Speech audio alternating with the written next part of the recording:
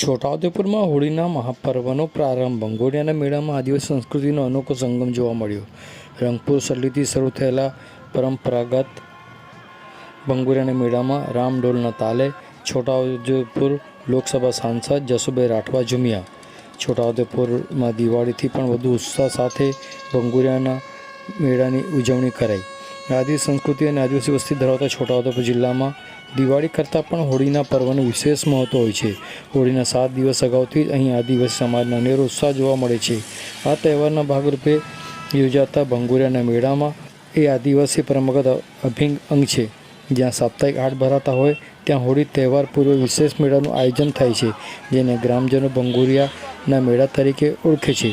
રંગપુર સલ્લી ગામે યોજાયેલા ભંગોળિયાના મેળામાં પરંપરાગત વાદ્યો સાથે એક સમાન પહેરવેશ અને શિસ્તબદ્ધ નૃત્ય થકી આજના આધુનિક યુગમાં સ્થાનિક સમુદાયે પોતાની પરંપરાને જીવંત રાખી છે।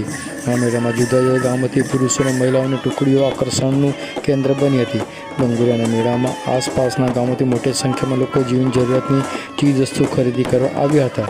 ભંગોળિયાના મેળામાં સ્થાનિક ટુકડીઓ સાથે છોટાઉદેપુર લોકસભા સાંસદ શ્રી જસુભાઈ રાઠવાએ પરંપરાગત નૃત્યનો આનંદ માણ્યો હતો। આ વર્ષે છોટાઉદેપુર જિલ્લામાં રંગપુર સલ્લી હાટથી પરંપરાગત ભંગોળિયાના મેળાનો 2 દિવસ પ્રારંભ થયો છે।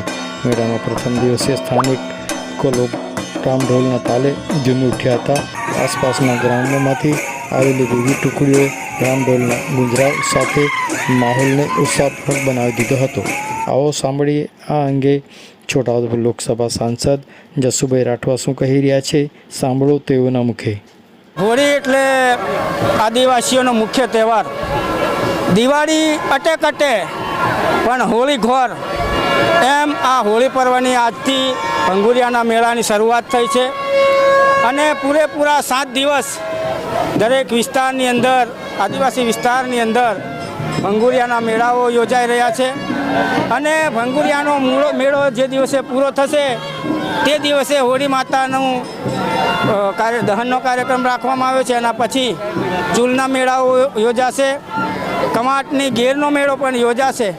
આમ આ છેલ્લા 15 દિવસ આદિવાસીઓ માટે મુખ્ય તહેવાર।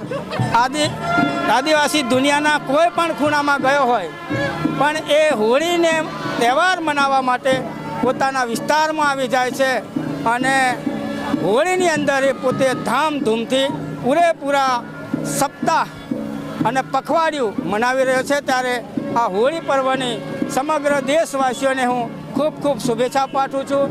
ખાસ કરીને મારા આદિવાસી વિસ્તારના તમામ માતાઓ, ભાઈઓ, બહેનો અને યુવાન સાથીઓને પણ હોળી પર્વની શુભેચ્છા પાઠવું છું અને વિનંતી પણ કરું છું કે આપણે પણ સંસ્કૃતિ સાથે જોડાઈને હોળીના પર્વની અંદર નાચ ગાન સાથે આ એક પખવાડિયું ઉજવીએ, એવી શુભેચ્છાઓ।